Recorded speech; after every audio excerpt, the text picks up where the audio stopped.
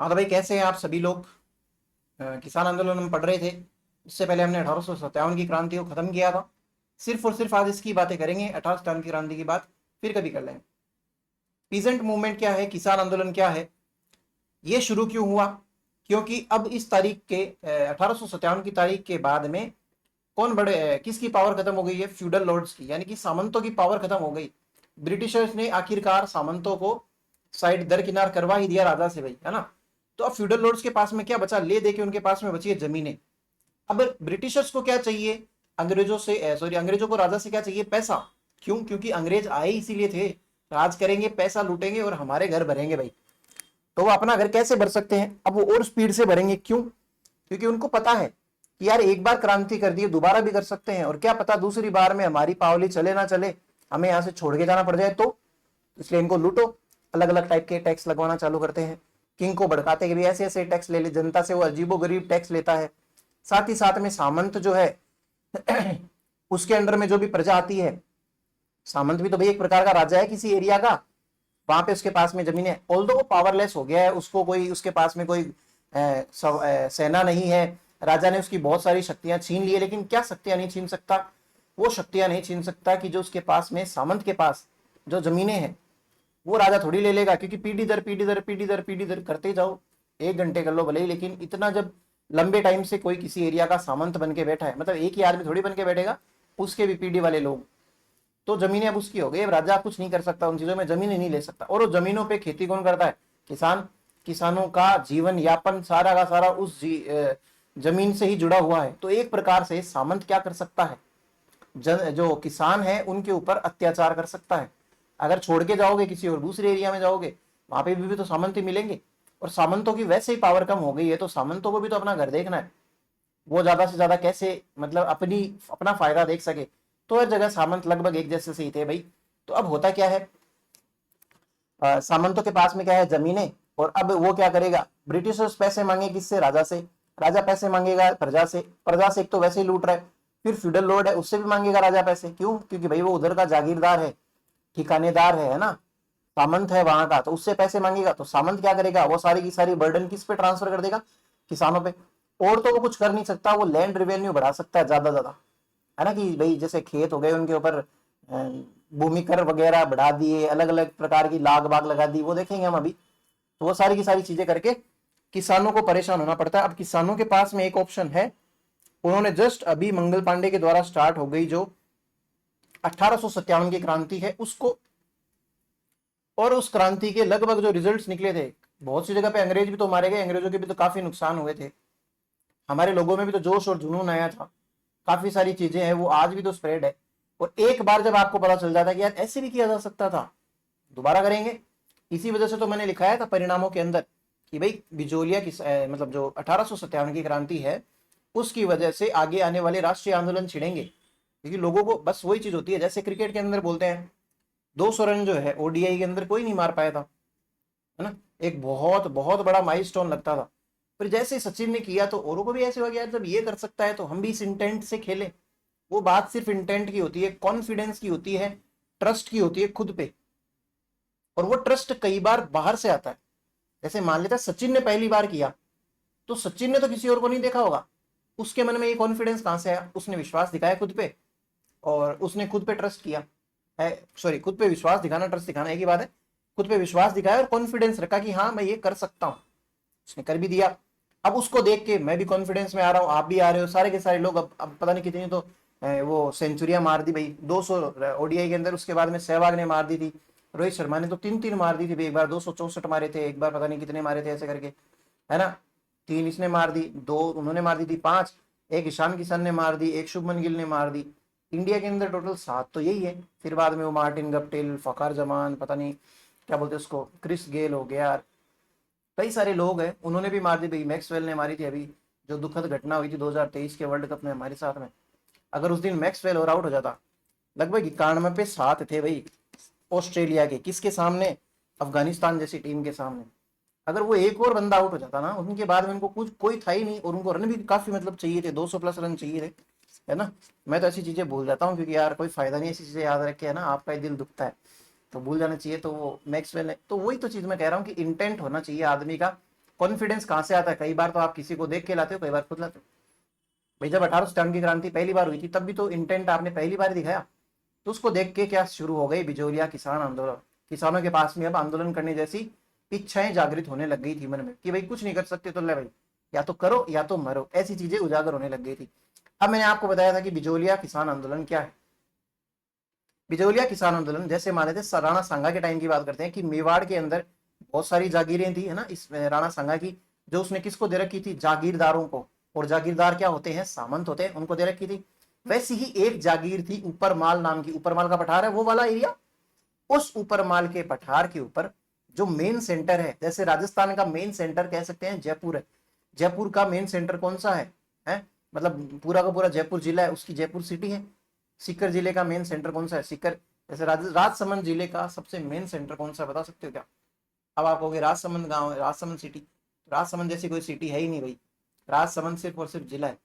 खैर जो भी है, तो ऊपर माल वाली जो बात है उसके अंदर बिजोलिया क्या है? उसका मेन सेंटर है, और उसी को हेडक्वार्टर बनाता है कौन? अशोक परमार बनाता है। अशोक परमार कौन है? राणा सांगा ने भाई इसको रिक्रूट करा था अपनी आर्मी के अंदर, यूपी का था, जगनेर से। उसने काफी सारे बढ़िया युद्ध लड़े, फिर बाद में अल्टीमेटली खानवा के युद्ध में जब वो लड़ा ना, तो राणा सांगा भी उससे इंप्रेस हुआ और उसको ऐसे ऐसे जागीरें वगैरह दे दी, है ना। तो वो सारी की सारी बातें हैं। अब क्या रीजन रहा कि बिजोलिया के किसानों ने आंदोलन कर दिया? अशोक परमार तो एक बहुत अच्छा आदमी था ना भाई। जैसे मान लेते हैं ये अशोक परमार का एरिया है, ये बिजोलिया है, ये अपने सारे के सारे एरिया के लोगों से बहुत बढ़िया बना के रखता है, हाय हेलो, सबके घर पे जाके जीमना बैठना, है ना। ऐसे जागीरदार ऐसे लगता ही नहीं है कि भाई वो जागीरदार है, वो उनका घर वाला सा लगता है ना। तो भाई किसान जो होंगे, जो जमीन के ऊपर काम करते हैं, वो सारे के सारे उस पर ट्रस्ट करेंगे। भाई उसने ट्रस्ट तोड़ा भी नहीं।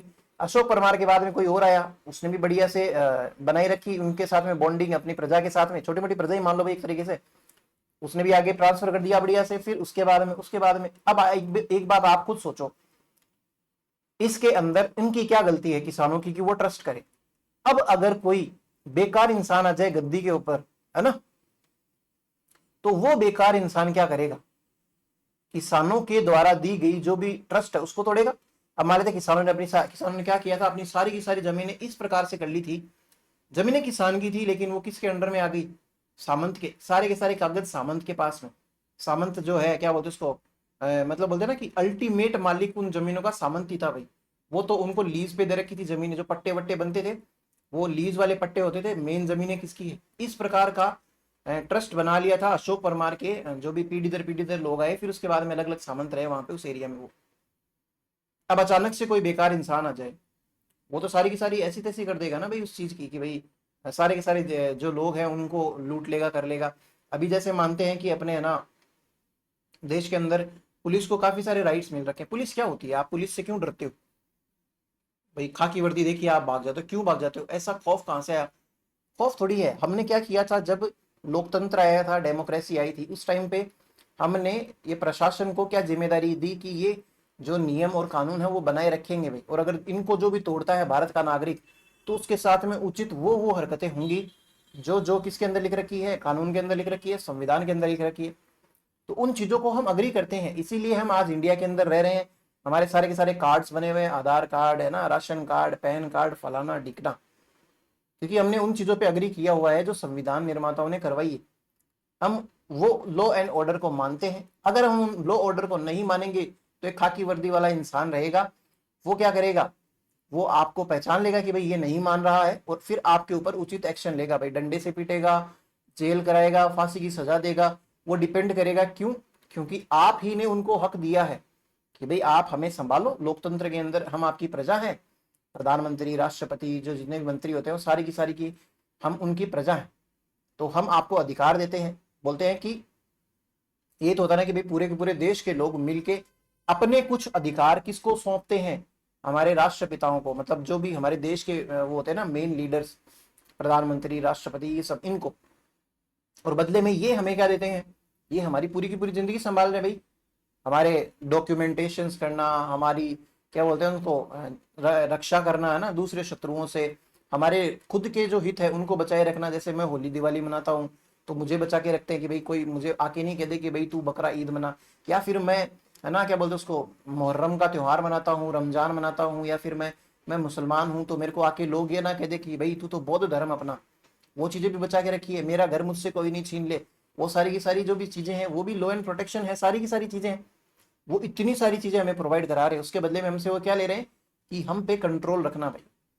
हमसे हेलमेट नहीं पहना जाता हमारी सेफ्टी के लिए। मुझे सबसे ज्यादा हंसी इस चीज की आती है, खैर मैं भी नहीं पहनता, छोटी मोटी जगह जाना होता है। क्यों नहीं पहनता, उसके पीछे का रीजन है कि मैं बहुत स्लो चलाता हूँ, 20 से 40 के बीच, इससे ज्यादा मैं कभी जाता नहीं। और हमेशा कांच के अंदर देखना, छोटी जगह पे जहाँ पे मैं जाता हूँ, जैसे मान लो 150-200 मीटर जाना हो गया, 1-2 किलोमीटर, जहाँ पे ट्रैफिक दिखता है ना, मैं वहाँ सबसे पहले हेलमेट पहनता हूँ। ये बस सेफ्टी है, मैं कोई ऐसे वो फूसट दादाजी होते हैं, फूसट अंकल होते हैं, उन टाइप्स में नहीं हूँ मैं। तो खैर, हमसे हमारी सेफ्टी, हमारा शरीर बचाने के लिए ही हमसे दंड लिया जा रहा है कि भाई 5,000 हेलमेट के, 1,000 इसके, उसके, हमारी ही सेफ्टी के लिए है ना। फिर आप वो बीच वाला रास्ता निकालते हो ना, कट देने वाला, ये 200 दे लो यार, सुलटाओ बात को, समझो समझो बात को, ऐसे ऐसे हैं। तो उससे किसकी जेब भरी जा रही है, उससे जेब तो भरी जा रही है उस, क्या बोलते हैं उसको, रिश्वतखोर जो भी ऑफिसर है उसकी। और साथ ही साथ में गलत चीजें कौन सीख रहा है, आप सीख रहे हो गलत चीज, और खुद का ध्यान और नहीं रख रहे, धूम मचाते फिरोगे। खैर कोई नहीं भाई। हाँ, तो ये चीज है कि भाई अगर अचानक से, अब हमने इतने जो राइट्स दे रखे हैं, अब अचानक से कोई एक ऐसा राजा मतलब ऐसा प्रधानमंत्री आ जाए अपने देश पे, जो ऐसे बोले कि भाई, है ना, अब पुलिस आपके घर के चारों तरफ घूमती रहेगी, आप जहाँ जाओगे वहाँ पे सिक्योरिटी रहेगी, आपके घर में कैमरे लगवाएंगे, है ना, आपको होली दिवाली बहुत ही कम आवाज में मनाने देंगे, क्योंकि आपने भाई साइन किया हुआ है, भाई संविधान में लिख रखा है ना, हम भारत के लोग भारत को संपूर्ण सबूतर से बनाने के लिए, वो सारी की सारी पूरी की पूरी, है ना। वो आपने लिखी है, आपके उसके ऊपर अग्रीमेंट है कि भाई हाँ, हम आपको हमारे अधिकार देते हैं, तो आप हमारी रक्षा करो। हम कर रहे हैं ना रक्षा, चुपचाप रहो भाई। आपके घर के अंदर, कमरों के अंदर, सब हर जगह पे लगा हुए रहेंगे कैमरे। तो ऐसी चीजें अगर आपके साथ कोई करने लग जाए तो वो एक प्रकार का शोषण है। तो यही शोषण कोई अचानक से एक फ्यूडल लोड करके आने लग जाए, तो कोई ना कोई आंदोलन करेगा। इस हिसाब से किसान आंदोलन छिड़ जाता है। आपसे थोड़ी बहुत बातें भी होगी और आपको समझा भी दिया भाई। तो अब स्टार्ट कर देते हैं सीरियसली, क्या बिजोलिया किसान आंदोलन। देखो, बिजोलिया किसान आंदोलन क्यों, किन किन कारणों से शुरू होता है, तो आप सबसे पहले एक छोटी सी हेडिंग डालो, कारण। कारण लिखेंगे भाई। कारण में सबसे पहला बड़ा कारण क्या था, उस टाइम पे बिजोलिया के अंदर 84 प्रकार के कर लगते थे भाई, 84 प्रकार के। जैसे मैं एक दो करों के नाम लिख रहा हूं, सिंगोटी हो गया, खिचड़ी हो गया, या फिर जाजम हो गया, है ना। ऐसे अजीबो गरीब कर लगते थे भाई। जैसे सिंगोटी किसको कहते हैं भाई, कोई भी अगर आप सींग वाला पशु खरीदोगे तो आपको उसका क्या देना पड़ेगा, पैसा देना पड़ेगा। और अगर कोई पैसा नहीं देना पड़ता है, देना चाहता है, भाई वो हर साल 2 रुपए 4 रुपए जितने भी उसकी होते हैं ना, वो जमा करा दो, हमें उससे कोई मतलब नहीं है। जैसे मान लो आपने 10 बकरी खरीदे, है ना, तो उनमें से एक बकरे को आपको किसको देना पड़ेगा, सामंत को देना पड़ेगा, मान लेते हैं ऐसा कुछ है। या फिर आप बकरा नहीं देना चाहते, आप चाहते कि भाई पैसे दे दूंगा, तो भाई 2 रुपए दे दो, 4 रुपए दे दो, जो भी वो मांग रहे हैं वो सारी की सारी चीजें दे दो। ये हो गया। जैसे जाजम हो गया, जाजम के अंदर क्या है कि भाई आपने कोई जमीन खरीदी, है ना, वो रजिस्ट्री के टाइम पे आप बोलते हैं ना कि भाई 30-40 लाख रुपए की तो जमीन खरीदी और उसके ऊपर 3-4 लाख रुपए लग गए। तो वो लीगली कौन ले रहा है आपसे, आज की तारीख में तो सरकार ले रही है, पहले के टाइम पे कौन लेते थे, ये आपके भाई फ्यूडल लॉर्ड्स वगैरह हो गए, है ना, या फिर राजा वगैरह, ये सारे के सारे आपके ऊपर वो चीजें करते थे। फिर एक सेकंड रुकना भाई। हाँ भाई, तो हम क्या बात कर रहे थे, टैक्सेस वगैरह की बात कर रहे थे। तो 84 प्रकार के टैक्स ले रहे हो आप यार, मतलब ये क्या, मतलब भयंकर ही खतरनाक चीज है यार। एक चीज सोचिए आप, अगर आपके ऊपर इनमें से 10 प्रकार के टैक्स भी लगते हैं, सारे के सारे थोड़ी देंगे, जरूरी थोड़ी है आप सारे के सारे सिंगोटी मतलब ये वाला कर दोगे, या कोई जमीनें खरीद रहा होगा। खिचड़ी कैसे हो गया कि भाई जैसे मान लो आपके सामंत के घर पे कोई राजा खाने के लिए आ गया, तो भाई वो उस हिसाब से ना, तो वो सारे के सारे पैसे आपसे वसूलना, तो वो चीजें एनी टाइम थोड़ी होती है ना। तो हर प्रकार के टैक्स थोड़ी लगते थे, लेकिन जितने भी लगते हैं, चलो मान लेते हैं 10 टैक्स लगते हैं, और आज के जमाने के पैसे मान लेते हैं उन टैक्स के ऊपर 1,000-1,000 रुपए, है ना, कोई बड़ी बात नहीं है। उस टाइम का 2 रुपए, उस टाइम के 1897 की बात करेंगे अपन, 2 रुपए और आज की तारीख में 1,000 रुपए, मुझे नहीं लगता कि कोई बहुत ज्यादा फर्क है। अगर 1,000 रुपए लगे आपके और आपके ऊपर मान लेते हैं 20 टैक्स लगते हो, कितने रुपए हो गए, 20,000 रुपए। और मान लेते हैं आपकी सैलरी आज की तारीख की में बात करेंगे ना, नॉर्मल सैलरी कितनी होती है ज्यादातर मिडिल क्लास फैमिली वाले लोगों की, 50,000 से लेके 1 लाख रुपए तक के बीच में, लगभग लगभग यही मान लेते हैं। आपके उसमें से 20,000 तो कौन ले जा रहा है, सामंत ले जा रहा है। अब आप एक बार के लिए सोचिए कि कितनी मतलब तकलीफ होती है, इंसानों को तकलीफ होती है कि सरकार जो लीगल टैक्स लेती है उस चीज में ही अपने सीईओ को ढूंढते हैं, यार देख कोई गुंजाइश है तो। वो बेचारा गुंजाइश ढूंढते थे, जैसे मान लेते हैं आपको टैक्स भरना है सालाना 5 लाख रुपए का, उसने गुंजाइश ढूंढ ढूंढ के 20,000 रुपए का टैक्स बनवा दिया खाली, कि भाई 4,80,000 तो आपने कैसे भी कैसे करके बचा दिया, है ना। फिर उसके बाद में भी आप उसको कहते रहते हो कि भाई देखना यार कोई गुंजाइश है तो बता। तो फिर इनको तो आप क्यों ही दोगे, है ना, एकदम से ही इलीगल है ये वाले तो वो चीज है। तो ये हो गया। एक तो आप लिखना कारण के अंदर लिखना 84 types of taxes, 84 types of taxes. उसमें से सबसे इंपॉर्टेंट या फिर जो लगता ही था, हर एक के ऊपर लगता था, किसानों के ऊपर, वो था हाई लैंड रेवेन्यू, उच्च भूमि कर। तो आप सेकंड लिख सकते हैं उच्च, इसको अलग से लिखा रहा हूं, जबकि आएगा 84 टाइप्स ऑफ टैक्सेस में उच्च भूमि कर। इंग्लिश मीडियम वालों को थोड़े बहुत हिंदी वर्ड समझ में आते होंगे अब तो, है ना, क्योंकि यही होता है, देखो कॉमन क्लास लेते हैं ना, उसमें भले आप डायरेक्ट सुनो नहीं सुनो, आपको कहीं ना कहीं याद होती है। जैसे उच्च भूमि कर, इंग्लिश वाले सुने ना तो हाई लैंड रेवेन्यू को ये कहते हैं, तो फिर वो लगा भी लेंगे दिमाग की, उच्च का मतलब हाई, भूमि का मतलब लैंड, टैक्स का मतलब कर, तो उनके भी दिमाग में कोई दो बात जाती है। और हिंदी वालों को भी देखो, हिंदी वाले अपने आप को थोड़ा सा है ना अंडर कॉन्फिडेंट फील करते हैं कि यार हमें तो इंग्लिश नहीं आती। इंग्लिश भी एक लैंग्वेज है, कुछ नहीं है, मेरे को खुद को ही नहीं आती थी। खैर मैं तो झूठ बोल रहा हूँ, मेरे को छठी क्लास से इंग्लिश पसंद थी इसलिए मैंने सीख ली।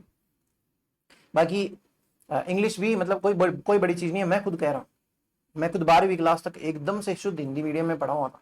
इंग्लिश पसंद आना एक बात है, लेकिन जो होता है ना कि आपको टर्म्स आना सारी की सारी, वो एक अलग चीज होती है। मेरे को ग्रामर आती थी, मेरे को वो क्या बोलते हैं उसको, टेंस वगैरह आती थी, तो मेरे को वर्ड्स बनाने आते थे इंग्लिश में, कैसे क्या लिखना है समझ में आती थी, पढ़नी आती थी। मीनिंग्स थोड़ी पता है सारे के सारे वर्ड्स के।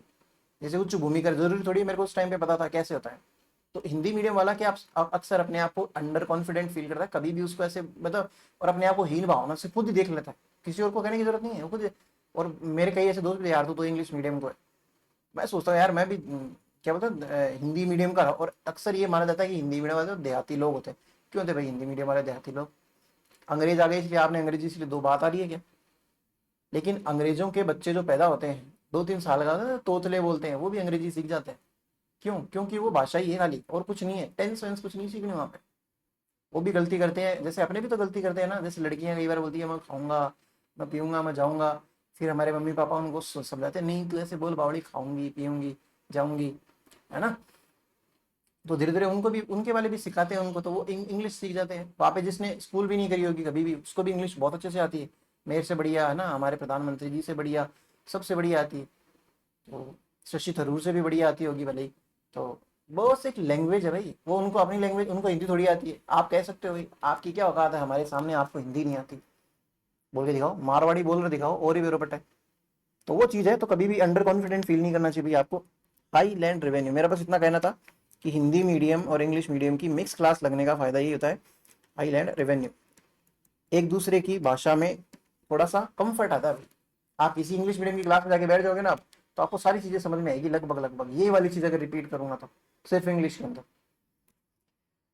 तीसरा है, एक और इसी टाइप के अंदर एक टैक्स लगता है, इसका नाम है लाटा कुंता सिस्टम, लाटा कुंता व्यवस्था, व्यवस्था। क्या बोला? लाटा, हिंदी में भी इंग्लिश में भी लाटा कुंता ही लिखना, लाटा कुंता। अभी तो कुंता का एन हट जाता तो क्या बन जाता? कुंता सिस्टम। ठीक है। अभी लाटा का क्या मतलब? एक तरीके से जो लेटा हुआ, है ना। क्या लेटा हुआ? पशु लेटा हुआ, गाय लेटी हुई, या आप लेटे हुए ना, हम में से कोई नहीं। ये खेत है भाई, खेत के अंदर गेहूं उगाया आपने, बहुत बढ़िया मेहनत करके गेहूं बनाए बढ़िया से, है ना। आपकी होगी गेहूं की बालियां, फिर आपने गेहूं की कटाई गई, ये लो कसिया चला दिया, यहाँ पे कसिया चला दिया, यहाँ पे कसिया, फिर आपने इन्हीं गेहूं को काट के क्या कर दिया, गठरियां बनाई अलग अलग प्रकार की, एक गठरी है, एक गठरी है, इसके अंदर। अब फिर आप क्या करोगे बाद में फ्यूचर में? भाई मैं खेती का मेरे को है भी नहीं आता, लेकिन फिर भी थोड़ा बहुत आइडिया तो देख लिया, और पढ़ पढ़ के पढ़ाना सीख गए। फिर पढ़ाते पढ़ाते ऐसी चीजें तो कंठस्थ हो गई कि हाँ ऐसे ऐसे कुछ तो होता है। तो ये ना ऐसे कटाई करते हो, फिर उसके बाद में आप उनको इकट्ठा करते हो, फिर उसके बाद में धान निकालना करना करना। तो इस चीज को मैं कह सकता हूँ एक प्रकार की ये गठरी नहीं हो गई क्या? एक जगह पे ये बंदी, एक जगह पे ये बंदी, ऐसे करके। उस टाइम पे भी पटवारी हुआ करते थे। पटवारी सबसे पुरानी पोस्ट, आपसे पूछा भी जा सकता है कि रियासती काल से चलती आ रही पोस्ट है। सामंत वगैरह क्या किसको बेचे थे? पटवारियों को बेचे थे भाई। तो वो एक डायलॉग भी तो फेमस है, नीचे पटवारी ऊपर बनवारी। तो इन दोनों से डरते रहना चाहिए इंसान को, क्योंकि बनवारी कौन है? कृष्ण भगवान है ना। हिंदू रिलीजन के अंदर ये माना जाता है ना, बनवारी कृष्ण भगवान और नीचे पटवारी। तो इन दोनों से डर लगना चाहिए भाई। तो सामंत वगैरह इनको भेजते थे और ये जाते थे भाई। लाटा क्या है? ये जो आपके पास में गठरियां पड़ी ना, इसी को कहते हैं लाटा। आप किसान थे और मैं था पटवारी। चलो आपको पटवारी बना देते हैं और मैं मतलब मैं पीड़ित बन जाता हूँ, आप शोषक बन जाइए। तो मेरा खेत है, आप आए, आपने बोला कि हाँ बताओ जी, वो बोलो क्या कर दिया क्या नहीं किया इस बार, बढ़िया किया कि नहीं किया। मैंने बोला हाथ जोड़ते हुए, भाई देख लो मालिक, है ना, मेरे से तो इतना बन पड़ा है, मैंने इतनी सी वो जो भी है क्या बोलते हैं उसको, देख लो आपके सामने है, ये रहा मेरा लाटा। मैंने ये बोला। तो आप पटवारी जी हो, आप मेरे को आपसे बहुत डर लग रहा है। तो आपने ऐसे ऐसे अंदाजा लगाया कि तो इस बार तेरे लगभग 1 2 3 4 20 25 ऐसे करके 35 एक लाटे हैं। इन लाटों में लगभग 150 एक बार के लिए मान लेते 150 किलो है ना, क्विंटल क्विंटल छोड़ो आप अंग्रेजियों में, ये 150 किलो मान लेते आपके गेहूं होंगे। मैंने बोला यार नहीं होंगे, 90 किलो से ज्यादा नहीं होंगे, गारंटी दे सकता हूँ पटवारी जी। आपने बोला चुप, फाड़ूंगा तेरा पन्ना, मतलब तेरे यहाँ से ये जो जमीनें सारी की सारी जब्त करवा दूंगा, सामंत को बोल गए। फिर मैं डर गया बुरी तरीके से, आपने डरा दिया, भाई मेरे को बहुत डर लग रहा है आपसे। तो फिर आपने क्या बोला, 150 किलो होंगे, इसमें से तेरे को देख हमेशा हर बार तेरे को 1/4 देना पड़ता है, तो इस बार भी तेरे को 1/4 देना पड़ेगा। तो चलो इसको 150 की जगह 160 कर लेते, क्योंकि मेरी गणित बहुत कमजोर है। 160 किलो बोला था मैंने, आपने मेरे को। तो मैंने बोला कि यार नहीं 160 किलो तो नहीं होगा सर, 100 किलो ही होगा, मान जाओ प्लीज बात को। आपने माना नहीं भाई। भाई 1/4 तो मेरे को देना पड़ेगा भाई। तो 1/4 देना पड़ेगा, तो कितना देना पड़ेगा इसके अकॉर्डिंग, मुझे 40 किलो किसको देना पड़ जाएगा, सामंत को देना पड़ जाएगा। क्योंकि मेरे को पता है। फिर मैंने क्या किया, आपके जाने के बाद में मैं बहुत बुरी तरीके से रोया, है ना। मैं तो एक अच्छा डरपोक प्रकार का किसान हूँ। अगर कोई ऐसे ना बदमाश चंट किसान होते तो वो आपको जाते ही आपके पीछे गंदी गंदी गालियां देते आपको, है ना, पूरे के पूरे आपकी पीढ़ियां बखान देते। बखानना समझते हो? मतलब ऐसे पीढ़ियां की पीढ़ियां जो है वो खंगाल लेते सारी की सारी। तो भाई मैं तो अच्छा इंसान हूँ, मैंने आपको एक भी गाली नहीं दी भाई। तो मैंने ऐसे सोचा कि भाई चलो अब करते हैं जो भी है, पटवारी जी बला बता के चले गए जो भी। अब एक्चुअली के अंदर मेरे पास में कितना खेत हुआ, धान हुआ सिर्फ और 100 किलो ही हुआ भाई। हम रोया बहुत भयंकर तरीके से, बहुत बुरी तरीके से रोया, मतलब मैं जमीन के अंदर मुंह दे दे के रोया भाई साहब, भयंकर तरीके से। इधर से भागा उधर, इधर से भागा उधर, ऐसे करके। क्यों? क्योंकि मेरे को 1/4 देना है। मुझे नहीं पता कितना भी हो मेरे पास में, मेरे को 1/4 तो देना पड़ेगा। कायदा मेरा कितने का बन रहा है, सिर्फ और सिर्फ 25 किलो का। और मैं आपको कितने दे रहा हूँ? 40 किलो। 15 किलो का नुकसान।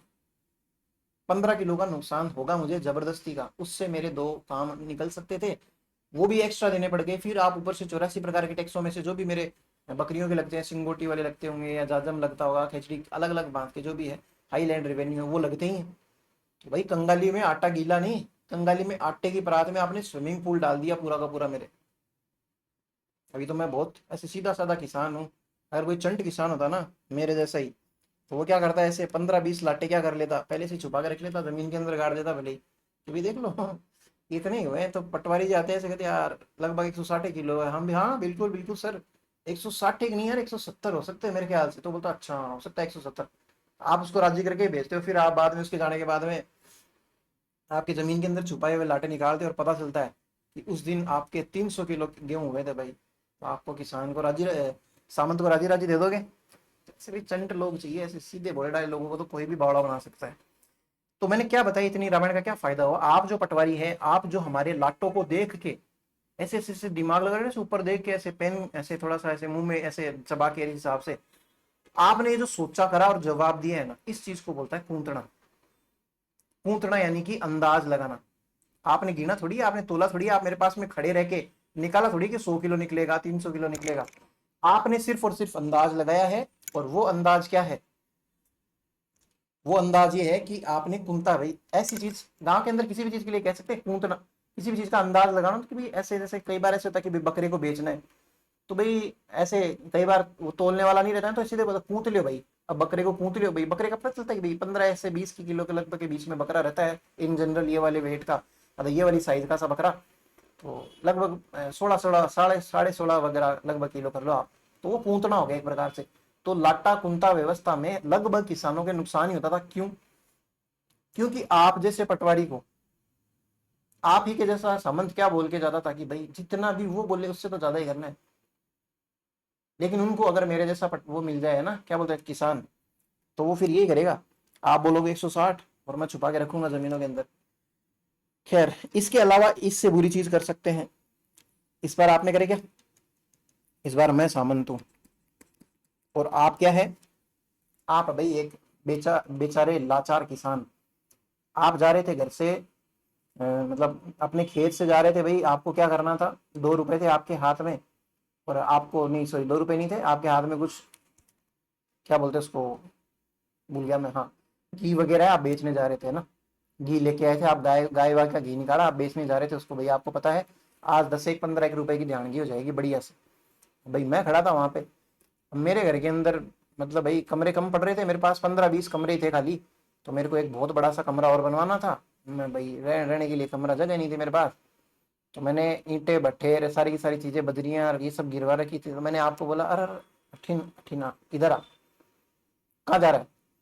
भाई अब आपको पता चल गया कि भाई साहब हरामी आदमी है, कुछ ना कुछ तो लेके जाएगा, छोड़ेगा थोड़ी। तो बोला नहीं कुछ नहीं, ऐसे ही खाली डोली लेके जा रहा था। तो खाली डोली है तो ऐसे अकड़ के क्यों चल रहा है? पता चल जाता है भाई खाली डोली है कि भरी हुई है, दिखा दिखा क्या है इसके अंदर। तो आप छुपा नहीं सकते ज्यादा देर के लिए मेरे जैसे से। तो फिर मैंने आपकी वो ले ली डोली, डलिया, डोलची, क्या बोलते हैं आप उसको। उसमें देखा तो ओहो भाई साहब, है ना, सुगंधित घी। तू यार किधर जा रहा था इतना शानदार घी लेके? फिर मैं अपनी वाइफ को आवाज लगाता हूँ पीछे से कि आ इधर, इसमें से 3 4 किलो निकाल ले और उसको दे देना बचा हुआ वापस। आपका तो ऐसे बोलते ना कि कलेजे फट के बाहर आ जाएगी, भाई साहब किस नीच इंसान के सामने खड़ा हूं मैं। फिर उसके बाद में आपको क्या, भाई आपके ये भी हो जाए कि भाई अब तो भाई मरा दिए, जितने पैसे आने थे इतने नहीं आएंगे, मम्मी मारेगी, ये मारेंगे, वो मारेंगे, सारे के सारे लोग मुझे मतलब ताना देंगे और ऐसे सामंत साहब को भी गंदी गंदी गाली देंगे। लेकिन इसके तो क्या फर्क पड़ता है, ये तो डेटा आदमी है। फिर बाद में आप कहते भाई अब तो जाऊं मैं, मेरे को बेचने जाना था गाँव, ये वो आपने तो बस ले ही लिया, आप क्या बताएं। तो बोलते जाता कहाँ है, मेरे घर पे काम है वो काम करा दे। ये आप कैसे हो गए कि भाई अब यार इसको इस काम में भी नहीं मना कर सकते। अब आप मना करने की सोच रहे हो लेकिन बाद में वो फिर आपको कैसे भी करके पटा, बस आजा आजा, ज्यादा नहीं ऐसे आपके बस जाएगा, इतना शानदार घी ले गया यार, आओ अंदर आओ, 2 1 रोटी खा लेना बढ़िया से, अभी देख बनाती है मालकिन तेरे लिए खाना, 2 रोटी बना देगी तेरे लिए, तू भी खा ले। तो भाई आप सुबह से शाम को लेके क्या करते हो, बढ़िया से मेरे घर पे मजदूरी, कमरे की एक डोरी छिड़के ही जाते हो आप साथ में ना, आपको भले ही कितना ही जोर आए। फिर बाद में आप कहते हो कि हाँ भाई रोटी तो खिला दी मेरी ही घी की मुझे, अब एक काम करो सर, पैसे दे दो थोड़े से, आज थोड़ी सी उधर नहीं जा पाया, घी वी के ये सारी की सारी चीजें। मैंने बोला भाई तू है मेरे यहाँ पे मेरी जमीन का नौकर, खेती करता है तो उस पे थोड़ा सा अपनी लिमिट्स में रह के मुझसे बात करना। किस बात के पैसे? तूने मेरा थोड़ा सा काम कर दिया तो इस चीज के तू पैसे लेगा, मेरे से पैसे लेगा? कैसे पैसे? पैसे मांगे तो कैसे मांगे? अब आपका और दिमाग खराब कि भाई साहब सुबह निकला था, आज पता नहीं किसका मुंह देख के घी ले लिया, इसके बाद में काम करा लिया। तो ये जो फोकट वाला काम होता है ना, उस चीज को बोलते हैं बेगार। क्या बोलते हैं, आपसे क्या करा ली इतनी बड़ी मैंने, बेगार। ये बहुत गंदी चीज होती है भाई। किसी इंसान को अपने खुद के काम के एफर्ट्स के रिजल्ट ना मिले तो वो उससे ही दुखी हो जाता है, और उस पे में भी आपसे कोई दूसरा काम करवा ले और आपको कुछ रिजल्ट ना मिले, तो उससे होता है सबसे ज्यादा धोखा। और फिर बाद में आपका हृदय जो होता है वो टूट के बिखर जाता है भाई। अब क्या फायदा, बिखर गया तो बिखर गया। अपन बोलते भी तो ना यार फालतू बेगार हुई, तो बेगार तो अपने आप में ही फालतू है, आप फालतू तो एक्स्ट्रा वर्ड यूज कर रहे हो उसके साथ में, तो आपकी बेगार हो जाती है, आपके कोई काम नहीं आता। तो आप लिखना नेक्स्ट वाला कर इसके अंदर, बेगार, बेगार, अरे यार, begar was, begar was very effectively, effectively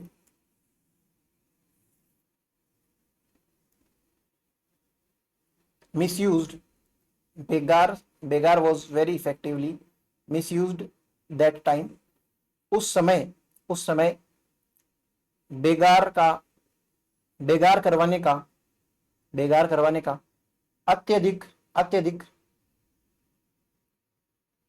है ना, मिस यूज को हिंदी में क्या बोलेंगे, दुरुपयोग होता था। फिर उसके बाद में चलो ये तो कुछ ही नहीं है, एक दो बातें और बताता हूं मैं आपको।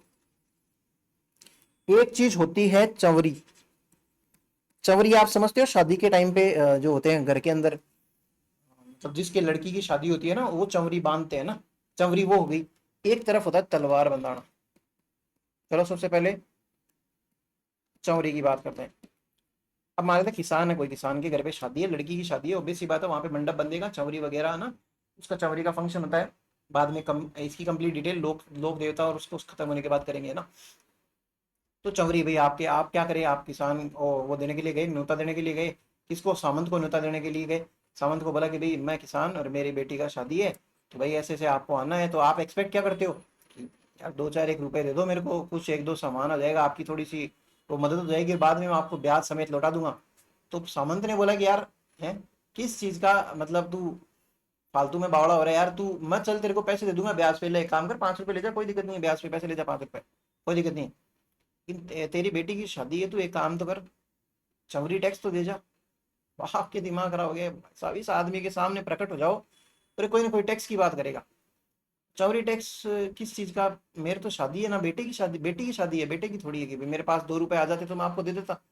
तो बेटी की तो लगती है, सबसे बड़ा यही तो है कि भाई आप कन्यादान दे रहे हो, तो कन्यादान दे रहे हो तो थोड़ा सा दान इधर भी दे दो। तो भाई बोलता है भाई मांगो भाई, कितने मांगते हो, है ना। तो वो बोल देता भाई सामंत की भाई 5-1 रुपए लूंगा। तो बोले यार मरवा दिया यार, 5 रुपए तो जस्ट अभी मेरे को दिया है और वो भी ब्याज पे लिखा है तूने, है ना। और तू अब कह रहा है कि मेरे को 5 रुपए चवरी के, तो फिर वो आपसे बोल भी देता है कि भाई अभी दिए थे ना तेरे को 5 रुपए दे दे। तो आपसे 5 रुपए भी ले लिए हैं, और उसके बाद में आपको क्या 5 रुपए का ब्याज भी देना पड़ेगा। बोला खाया पिया कुछ नहीं, वो आमदनी अठन्नी और खर्चा क्या हो गया रुपया। यहाँ पे तो 100 रुपए हो गए भी आपके खर्चे। तो लिखना, पांचवा लिखना, यहाँ पे एक सामंत आया था 1903 के अंदर, है ना। हम बात कर लेंगे बिजाली बिजोलिया किसान आंदोलन 3 चरणों में होता, प्रॉपर चरणों के हिसाब से बात करूंगा, तब दोबारा नाम ले दूंगा भले ही। 1903 के अंदर एक नया सामंत आया था भाई, उस सामंत का नाम है कृष्ण सिंह।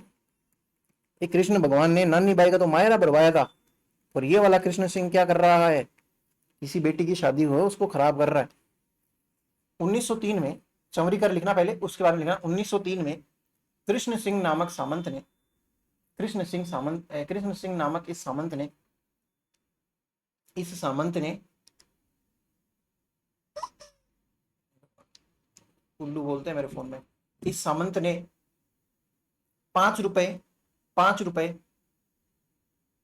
चवरी कर लगाया था, जो कि 5 रुपए चवरी कर लगाया था, जो कि बेटी के विवाह करने वाले किसान पर लगता था, बेटी के विवाह करने वाले किसान पर लगता था। और ब्रैकेट में एक चीज और लिखना, एक रामचंद्र नाम का आदमी, रामचंद्र व्यास करके, उसने ये बताया था कि भाई 5 रुपए नहीं लेता था वो, 13 रुपए लेता था, 13 रुपए। तो वो जरूर लिख लेना ब्रैकेट में, रामचंद्र के अनुसार 13 रुपए। इंग्लिश वाले लिखो भाई अब चवरी टैक्स के बारे में। इन 1903 in 1903 the feudal lord of Bijolia named the feudal lord of Bijolia named Krishna Singh implemented chavari 5 rupees chavari tax, 5 rupees chavari tax on the farmers who are marrying their daughter,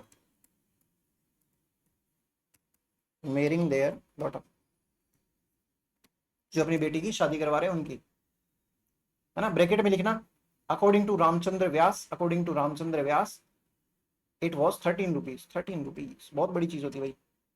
अब हुआ क्या, इससे ना किसान निरुष्ट हो गए। अब किसानों को पता भाई आंदोलन कर सकते हैं ऐसी चीजें, किसानों ने कहा कि अब तू ले ले भली टैक्स, हम शादी नहीं करवाएंगे हमारे बेटियों की। बेटियों को बोला भाई कुंवारे रखेंगे तुम लोगों को, शादी नहीं कराएंगे लेकिन। और साथ ही साथ में 201 लगभग किसान जो है उन्होंने मतलब छोड़ दिया था ये बिजोलिया मेवाड़ वाला जो एरिया है, वो मालवा के रीजन के पास पड़ता है, ग्वालियर वगैरह चले गए थे। 201 किसान जो छोड़ के चले गए थे। तब इस कृष्ण सिंह की अकल आई कि भाई साहब अगर किसान ही नहीं रहेंगे तो टैक्स किससे लूंगा, लूटूंगा किसको। तो ये सॉरी बोलता है, सॉरी गलती हो गई मेरे से, टैक्स नहीं लूंगा आपसे, है ना। और फिर बाद में ना उनका क्या बोलते हैं उसको, ये चवरी टैक्स भी हटाया उसने कृष्ण सिंह ने। और साथ ही साथ में उसने क्या किया, जो लैंड रेवेन्यू लेता था ना उसको भी थोड़ा सा कम कर दिया था भाई। तो आप लिखना, अच्छा हो गया ना इसके अंदर, कृष्ण सिंह वाली बात तो पूरी हो गई। फिर उसके बाद में तलवार बंधाई टैक्स क्या होता है। अब अब देखते हैं क्या होता है कि ये कृष्ण सिंह है ना, ये मर जाता है भाई 1906 के अंदर। भाई किसान खुश हो गए कि भाई बढ़िया रहा, मर गया बाप काना, है ना। बाप काना क्या होता है समझते हो, जिसका बाप काना होता है उसको नहीं बोलते हैं। ये किसी को एक प्रकार की दी हुई राजस्थानी गाली है भाई, मरी लियो बाप कानो।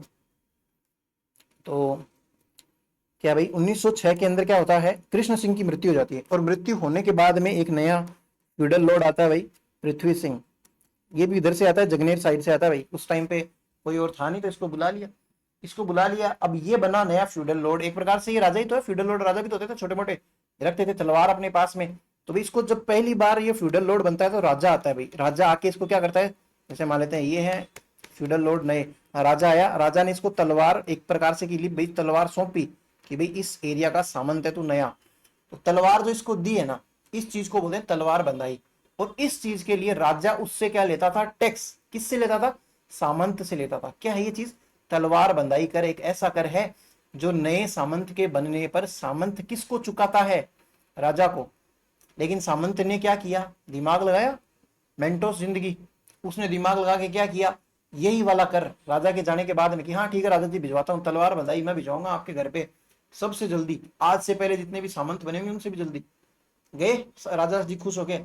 ये आपके गांव के अंदर अनाउंस करता था भाई, तलवार बंधाई का जितना भी टैक्स होगा प्रजा से वसूला जाएगा, प्रजा मरेगा। फिर से भाई एक बीमारी गई कृष्ण सिंह नाम की, तो दूसरी आ गई, तो इसको झेलो भाई। फिर इसको तो झेलना ही पड़ा भाई। और कहीं ना कहीं मैंने देखा है कि 50,000 रुपए राजा लेते थे भाई। राजा तो मोटी रकम ही लेंगे, राजा छोटी रकम थोड़ी लेंगे इनसे, सामंतों से। तो 50,000 रुपए बहुत बड़ी चीज होती थी उस टाइम पे। खैर लिखना, तलवार बंधाई टैक्स, तलवार बंधाई tax. It was it was it was implemented on the, या फिर ऐसे लिखना इट वॉज लेवाइड, लेवाइड लिख लो भाई, levied, levied on, levied on the feudal lords, on the new feudal lords, on the new feudal lords to the, या फिर by the king। नए feudal lord को किसको देना पड़ता था, king को। but feudal lord transferred this burden on to, feudal lord transferred this burden on to the people of Bijolia, या फिर फार्मर्स लिख लो, पीपल लिखना छोड़ो, farmers, on to the farmers. बहुत गलत हुआ उनके साथ में। तलवार बंधाई कर, तलवार बंधाई कर। अंग्रेजों सॉरी अंग्रेजों नहीं, राजा द्वारा नए सामंत बनने पर सामंत से वसूला जाता था, नए सामंत बनने पर सामंत से वसूला जाता था। परंतु पृथ्वी सिंह ने 1906 लिखना ना, वो बाद में बता दूंगा। परंतु सामंत ने यह कर किसानों पर आरोपित कर दिया, किसानों पर स्थानांतरित कर दिया, आरोपित कर दिया। तलवार बंधाई कर 1906 में पृथ्वी सिंह ने शुरू किया था। अरे भाई तलवार बंधाई तो पहले से चल रही है टैक्स, लेकिन किस पे, फार्मर्स पे लगवाना किसने शुरू किया था, पृथ्वी सिंह ने। हिंदी में, इंग्लिश में लिखना, तलवार बंधाई tax was imposed on the farmers by Prithvi Singh in 1906। ठीक है, अब ये हुई सारी की सारी इंपॉर्टेंट बातें। हमने क्या क्या देख लिया भाई, ऊपर हमने देख लिया कि 84 प्रकार के टैक्स लगते हैं। क्वेश्चन पूछा जाता है बिजोलिया के अंदर किसान आंदोलन के 84 प्रकार के, 56 प्रकार के, 23 प्रकार के, ऐसे करके 4 ऑप्शन दिए जाते हैं। वही जैसे हम बेंगू किसान आंदोलन देखेंगे, मेर किसान आंदोलन देखेंगे, है ना, अलवर किसान आंदोलन देखेंगे, उनके अंदर सबके अंदर अलग अलग है भाई अमाउंट, ऐसे नहीं है किसी के अंदर 84 है, किसी के अंदर 56 है, किसी में 23 है, हम देख लेंगे आगे। तो आपको कंफ्यूज करने के लिए सारे दिए रहेंगे, और आपको 84 टिक करना था। बिजोलिया सबसे बड़ा किसान आंदोलन है और सबसे ज्यादा टैक्स इसी के अंदर लगते थे भाई, तो आप वैसे भी रट सकते हो इस चीज को। 44 साल चला था भाई ये। एक सेकंड बना भाई। हाँ तो भाई अब हम पढ़ेंगे first phase in this movement. तो आप हेडिंग लगाना, प्रथम चरण। बिजोलिया किसान आंदोलन एक बार में पूरा नहीं हो गया था भाई, 3 चरण लगे थे इसको। तो आप सबसे पहले इतना बड़ा सा नाम लिख सकते हैं, फर्स्ट फेज, पहला चरण। प्रथम चरण कब से कब तक चलता है, ये 1897 के अंदर ये डिसाइड होता है कि भाई रिवोल्ट करेंगे, या सॉरी मूवमेंट करेंगे, आंदोलन। आपको बता ही रखा है मैंने, क्रांति और आंदोलन में बहुत बड़ा फर्क होता है। ये चलता है 1915 तक, ठीक है भाई। कोई दिक्कत थोड़ी है इतनी सी चीज में, कोई इन्फॉर्मेशन तो मैंने दी नहीं। होता क्या है वो मैं आपको बताता हूँ भाई। जो बिजोलिया किसान आंदोलन है, यानी कि बिचौलिया वाला जो ठिकाना है, उस एरिया के अंदर ज्यादातर किसान है। किसान कौन सी जाति के थे? दाकड़ किसान। भाई ये किसानों की जाति दाकड़ है, ऐसे मत सोचना भी दाकड़ किसान है कि भाई क्या बोला दाकड़ आदमी एकदम, जाति दाकड़ भाई, तो वैसे भी दाकड़ होंगे तभी आंदोलन कर रहे हैं बेचारे। तो ठीक है, दाकड़ किसान है भाई। जय जवान जय किसान। इन किसानों में से एक किसान है जिसका नाम है गंगाराम धाकड़। गंगाराम धाकड़ है ना। उस गंगाराम धाकड़ के पिता की मृत्यु हो रखी है और आज उसका 12वां है। 12वें के दिन भाई साहब क्या होता है? नुक्ता। नुक्ता हमारी साइड में इसको 12वां बोल देते हैं सिंपली। किसी के मोस्तर बोलते हैं ना, अलग अलग तरीके से नाम के होते हैं कि भाई जिसके मृत्यु भोज करते हैं, वो चीज है भैया आज के दिन। तो गंगाराम धाकड़ का खर्चा है भाई साहब मोटा बढ़िया, है ना। कैसा हो कि अगर कोई सामंत किसी की मृत्यु के ऊपर भी टैक्स लगा दे कि भाई मरा है तो टैक्स देना पड़ेगा भाई। खैर छोड़ा, ऐसी तो कोई बात नहीं थी। गंगाराम धाकड़ के पिता की मृत्यु हो रखी है और वहां पे सारे के सारे किसान इकट्ठे। अब भाई वो बातें कर रहे हैं कि भाई है ना, ये आपका कौन सा है, उस टाइम पे कृष्ण सिंह चल रहा था आपका फ्यूडल लॉर्ड। तो कृष्ण सिंह बेकार आदमी है इनके अकॉर्डिंग, किसानों के अकॉर्डिंग, तो भाई बेकार है, तो उसकी बुराइयां चल रही थी। तो इनमें से सारे के सारे ऐसे लोग बुराइयां करे थे। उधर ही एक एक एक बहुत ही ज्यादा समझदार आदमी, समझदार आदमी का नाम क्या है? नाम है उसका साधु सीताराम दास। साधु सीताराम दास। अब ये समझदार क्यों है? क्योंकि भाई ये लाइब्रेरियन है। लाइब्रेरियन है भाई, है ना। IAN होता है ना।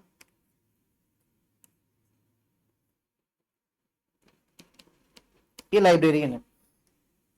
उधर बिजोलिया के अंदर कोई पुस्तकालय था, उसके अंदर ये लाइब्रेरियन का काम करते हैं। तो पुस्तकालय अध्यक्ष है ना। तो होता क्या है कि गंगाराम धाकड़ के ये बड़े से लाडू चेप रहे हैं, बढ़िया जिम रहे हैं अपने, उधर सारे किसानों की बातें सुन रहे कि इनमें से फिर इनके ऐसे होता है कि यार तुम एक काम क्यों नहीं करते? आप लोगों के जब कृष्ण सिंह से इतनी दिक्कत है और कृष्ण सिंह आपकी सुनवाई नहीं कर रहा है, तो कृष्ण सिंह से भी बड़ा एक इंसान है जिसका नाम क्या है? मेवाड़ का महाराणा। उस टाइम पे मेवाड़ का महाराणा कौन है? फतेह सिंह। भाई ऊपर लिख रहा हूँ महाराणा जी है, तो सबसे ऊपर दिखाना पड़ेगा उनको। ये थे वैसे बच्चे, मतलब उम्र के अंदर छोटे थे, कोई बहुत बड़े नहीं थे। तो भाई इन्होंने, साधु सीताराम दास ने ये कहा था कि भाई काम करो, आप सारे के सारे लोग है ना, इसकी शिकायत कर दो। किससे? कृष्ण सिंह की शिकायत कर दो आप अपने मेवाड़ महाराणा से, फतेह सिंह से। तो किसान ने बोला अच्छा ऐसे भी कर सकते थे क्या? तो बोला हाँ बिल्कुल कर सकते थे, आपने दिमाग क्यों नहीं लगाया? तो बोला लगाया था हमने, दिमाग लगाया था, सारी चीजें सोची थी, लेकिन ये दिमाग में नहीं आया। भाई नहीं आया तो चलो अब आ गया होगा। तो इन्होंने फिर सारे लोगों ने मिलकर क्या डिसाइड किया कि 2-3 एक लोग भेज देते हैं राजा के पास में। तो एक आदमी का नाम तो है नानक पटेल, सॉरी नानजी पटेल, नानजी पटेल। एक है ठाकरी पटेल, तो पटेल भाई होंगे भाई, ठाकरी पटेल। इन दोनों को क्या बोला कि भाई जाओ राजा से बात करो और सारी की सारी शिकायत कर दो कृष्ण सिंह के बारे में कि ऐसे ऐसे ऐसे ऐसे करता है, हमें जीना आराम कर रखा है। भाई ये जाते हैं मेवाड़ महाराणा फतेह सिंह इनसे मिलता ही नहीं है, 6 महीने ट्राई करते हैं मिलने के लिए। खैर ऐसा काफी जगह पे नहीं लिख रखा है, और लिखवाऊंगा मैं भी नहीं लिखवाऊंगा, कोई काम की डिटेल तो नहीं कि 6 महीने मिले कि नहीं मिले। बस आपके बढ़िया से जहन के अंदर बैठ जाए इसलिए बताता हूँ मैं ऐसी बात है। तो ये 6 महीने के लिए ट्राई किया, बिल्कुल नहीं मिले। फिर साधु सीताराम दास ने बोला कि एक काम करते हैं अपन, शिकायतें लगाते हैं इनकी, मतलब अर्जियो अर्जियो में लिख के ना, तो वो चिट्ठियां डालते हैं इनको। चिट्ठियां जा रही है फतेह सिंह तक पहुंचती है सारी की सारी। और फतेह सिंह ने देखा भाई चल क्या रहा है, तो उसने भी थोड़ा सा ऐसे ना, हल्का सा ऐसे दिल दिल दिखाया कि हाँ चलो यार देख लेते हैं। कृष्ण सिंह की बहुत बुराइयां आती रहती है और इतने काफी टाइम से ना लोग बुराइयां कर भी रहे हैं। तो इसने मेवाड़ महाराणा ने क्या किया, फतेह सिंह ने क्या किया, हामिद नाम का एक इंक्वायरी ऑफिसर भेजा भैया ना, जांच मतलब जांच अधिकारी। उसने उसको बोला कि भाई जाके ना देख किया कि क्या चल रहा है, क्या सीन उधर बिजोलिया के अंदर, क्या सही में किसानों के साथ में कोई ऐसे है ना, मतलब गलत व्यवहार हो रहा है क्या, जाके देख क्या। हामिद देख के आता है, हामिद निकल जाता है, दोस्त किसका? कृष्ण सिंह का। कृष्ण सिंह बोलता है क्या हो रहा है हामिद, क्या इधर आ जाना कैसे हो? भाई तेरे लिए आया हूँ, तेरी शिकायत आई है, बहुत भयंकर चिट्ठियां, देख फोटो देख, मेवाड़ महाराणा के घर के अंदर ऐसे चिट्ठियां चिट्ठियां बिखर रखी तेरी। तो इसका भी दिमाग खराब कि भाई मेरी शिकायत है, कौन कर दिया? तो बोले वो है कोई साधु सीताराम दास और ऐसे वो नानजी पटेल ठाकरी पटेल, ये सब भी आए जा रहे थे रोज, है ना, मैंने उनको बाहर से ऐसे पार कर दिया। तो बोला कि ठीक है तू जा, कोई नहीं मैं देख लूंगा। तो कुल मिला के बात ये कि हामिद के आने से कोई फायदा नहीं हुआ भाई, इंक्वायरी की उसने, हाँ भाई पता चल गया यहाँ किसानों पे आंदोलन तो है, मतलब ऐसे अत्याचार तो हो रहे, लेकिन उसने कोई एक्शन नहीं लिया। एक्शन नहीं लिया तो भाई किसानों की कोई चली नहीं बेचारों की। और ये वाला का फेज जो है ना ऐसे कैसे निकल जाता है, इसके अंदर मैं और बाद में बातें बता दूंगा। लेकिन जो नानजी पटेल और ठाकरी पटेल है, उसका इलाज कौन करता है? कृष्ण सिंह करता है कि इधर आओ रे तुम लोगों ने जोश दिखाया तो कैसे दिखाया? अपने दो चार लोगों को बोला होगा कि भाई ऐसे पकड़ो इनको, ऐसे गद के रखो इनके, बढ़िया से कभी जिंदगी में नहीं करे, उनको भगाओ यहाँ से।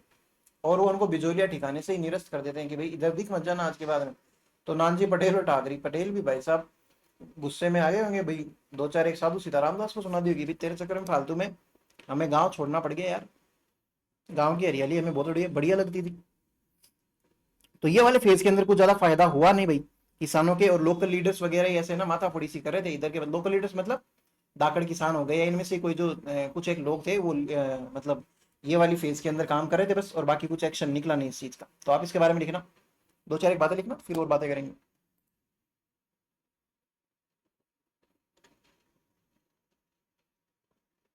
फेज फर्स्ट के अंदर लिखना भाई। हम्म।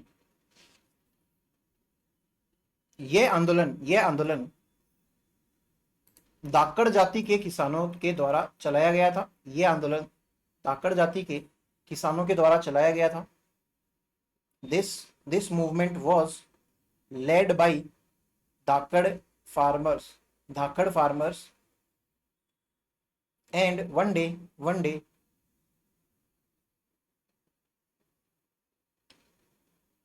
these farmers were aggregated in the house of Gangaram Dhakad, where a librarian named Sadhu Sitaram Das advised them to to complaint to the Mewar Maharana about your problems, about your problems। यह धाकड़ किसानों द्वारा शुरू किया गया था। और एक बार ये सभी किसान गंगाराम धाकड़ के घर पर एकत्रित हुए थे, जहां पर इनको एक लाइब्रेरियन साधु सीताराम दास ने उनको उनकी समस्याएं मेवाड़ महाराणा फतेह सिंह को, जरूर लिखना है, फतेह सिंह नाम लिखना है, फतेह सिंह को जाकर बताने को कहा। नानजी पटेल व ठाकरी पटेल, नेक्स्ट टाइम में लिखना, नानजी पटेल व ठाकरी पटेल मेवाड़ महाराणा फतेह सिंह से मिलते हैं तथा अपनी समस्याएं सुनाते हैं, तथा किसानों की समस्याएं सुनाते हैं ना, ऐसे लिखना। Nanji Patel and Thakri Patel met Mewar Maharana Fateh Singh and told him about the problems of the farmers, about the problems of the farmers। बता दी भाई।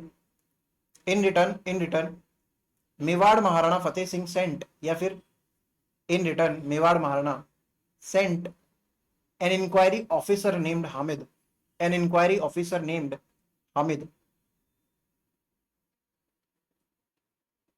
but this changed almost nothing। Nanji Patel तथा ठाकरे पटेल मेवाड़ महाराणा से मिलने गए, तथा बदले में मेवाड़ महाराणा ने हामिद नामक जांच अधिकारी को मामले की जानकारी लेने के लिए या जांच करने के लिए भेजा। देखो अब ये वही वाला टाइम है जब आपका ये जो कृष्ण सिंह है ना, क्या चौवरी टैक्स लगा देगा किसमें, 1903 के अंदर। खार खा गया भाई साहब बंदा, क्योंकि आपने शिकायत कर रखी है उसकी। तो 1903 के अंदर ये चौवरी टैक्स भी लगाता है। फिर वो 200 किसान है, वो दोबारा से ट्राई करते हैं, चले जाते हैं वहां से, ग्वालियर चले जाते हैं। तो फिर वो सॉरी भी बोलता है ना, एक इधर से ये झुक रहे हैं वो झुका रहे, ऐसी छोटी मोटी हार जीत होती है। और इसी के अंदर ये पूरा का पूरा फेज चला जाता है, कोई फायदा होता नहीं। 1906 के अंदर वो आता है, तलवार बंधाई टैक्स लगा देता है। ऐसे ना दिमाग खराब हुए थे किसानों के, कुछ ज्यादा फायदा हुआ नहीं। तो इसके अंदर आपको क्या लिखना है, पहले चरण में कुछ खास सफलता हाथ नहीं लगी थी। पहले चरण में कुछ खास सफलता हाथ नहीं लगी थी।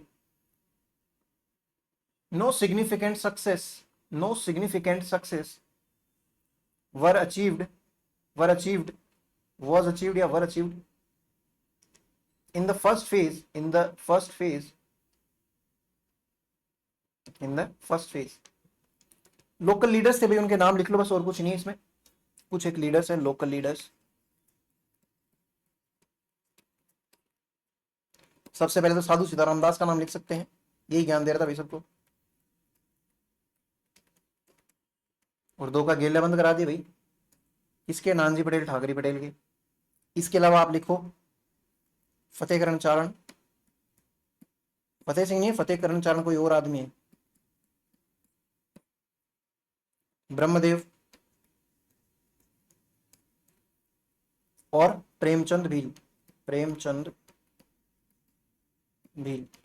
ये कुछ एक चार एक लोग हैं जो आप लिख लो इसके बारे में।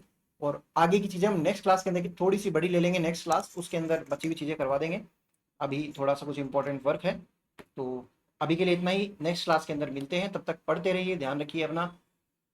और तो मैं आपको क्या बताऊँ, समझदार तो आप बहुत ज़्यादा हो। Thank you.